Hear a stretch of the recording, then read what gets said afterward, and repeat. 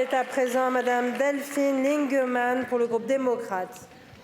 Merci Madame la Présidente. Ma question s'adresse à Françoise Gatel, ministre de l'Aménagement du Territoire et de la Décentralisation. Madame la Ministre, dans 3 semaines se tiendront les élections municipales dans les 35 000 communes françaises. Ce qui est un temps de respiration et de débat et parfois l'occasion de menaces et de violences contre les candidats. C'est malheureusement le signe d'une société qui peine davantage qu'auparavant à accepter les différences d'opinion.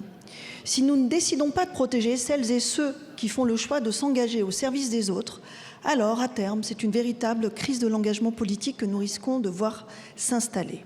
Or, chacun le constate sur le terrain, les vocations se raréfient, les pressions s'intensifient, les violences faites à l'encontre des élus et des candidats se multiplient.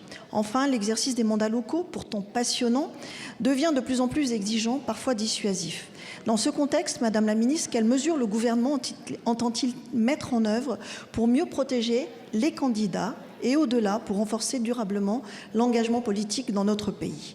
Par ailleurs, notre groupe a œuvré ces dernières années pour moderniser et renforcer notre démocratie locale. Je pense notamment à la loi PLM initiée par Sylvain Maillard et rapportée par mon collègue Jean-Paul Mattei qui permettra à Paris, Lyon et Marseille d'élire directement leur maire. Je pense aussi à l'introduction du mode de scrutin de liste paritaire dans les 25 000 communes de moins de 1 000 habitants qui concerne 9 millions de nos concitoyens.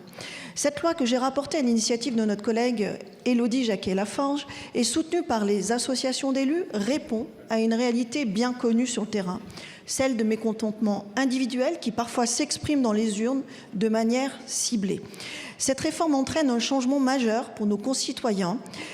En effet, la fin du panachage dans les communes concernées modifie profondément les habitudes de vote. Alors, Madame la Ministre, dans ce contexte, quelles mesures le gouvernement entend-il mettre en œuvre pour garantir une information claire, accessible et effective des électeurs sur ces nouvelles modalités de scrutin ?